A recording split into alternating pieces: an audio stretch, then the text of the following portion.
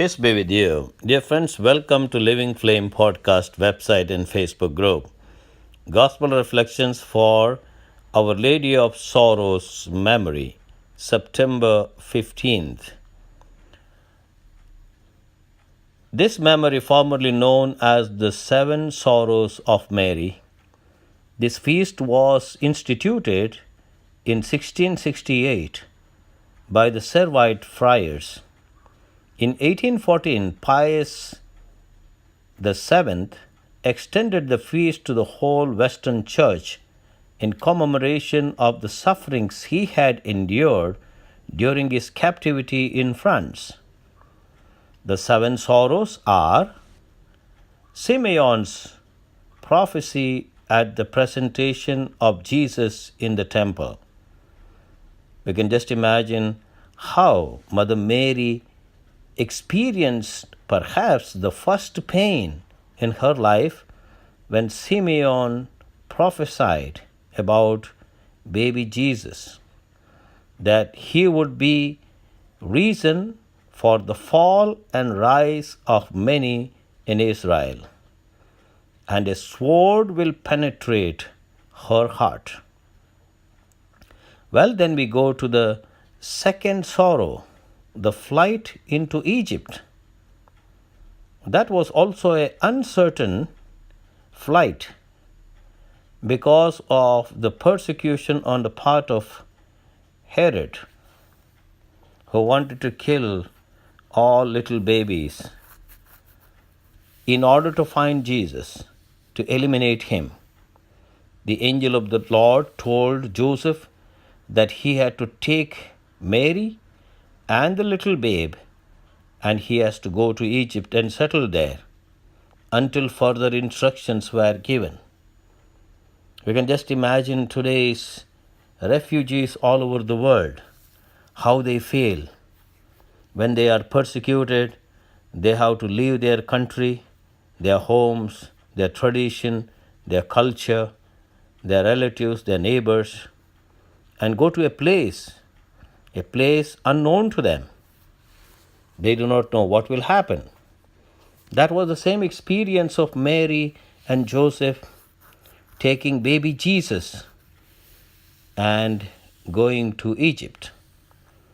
Then the third sorrow, Mother Mary experienced the disappearance of the boy Jesus in Jerusalem.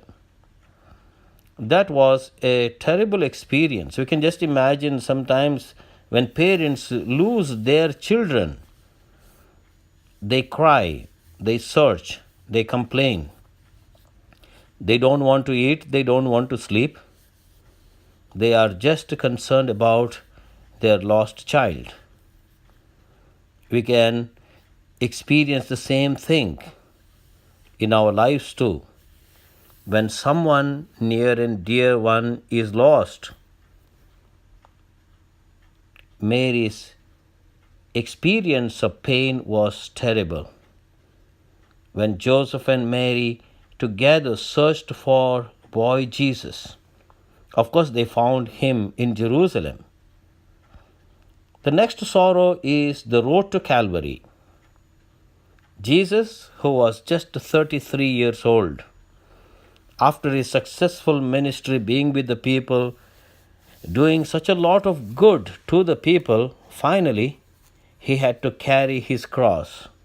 He was condemned as a criminal. And we can just imagine the sorrow of Mother Mary, how she had felt that sorrow and pain in her heart, looking at Jesus as a criminal carrying the cross to be crucified. And then the next sorrow is the crucifixion itself.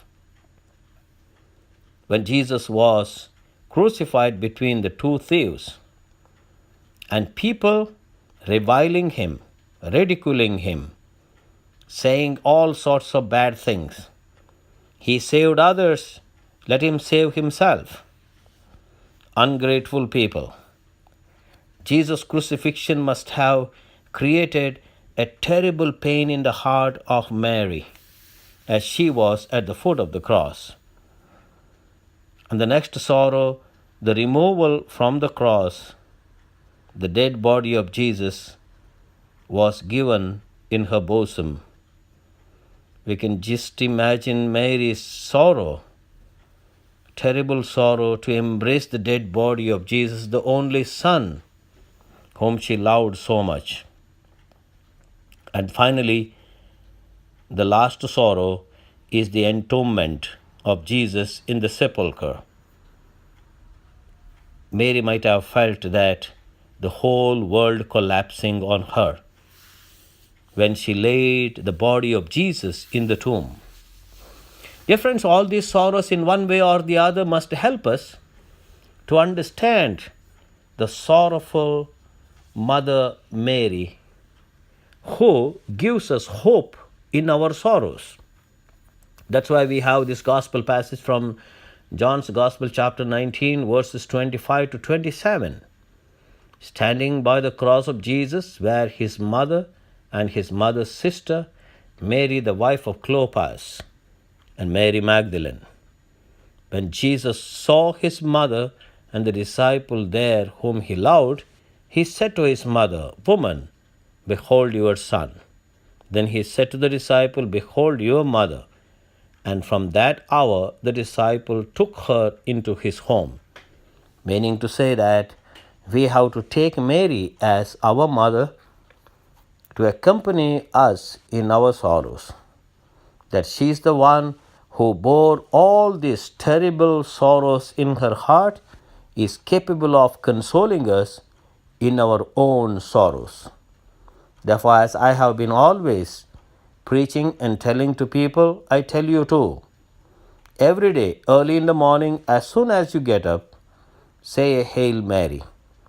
And when you retire, go to bed in the evening, say another Hail Mary, so that the motherly protection may help us to be secure, sure, and consoled in our torments, sorrows, and difficult moments.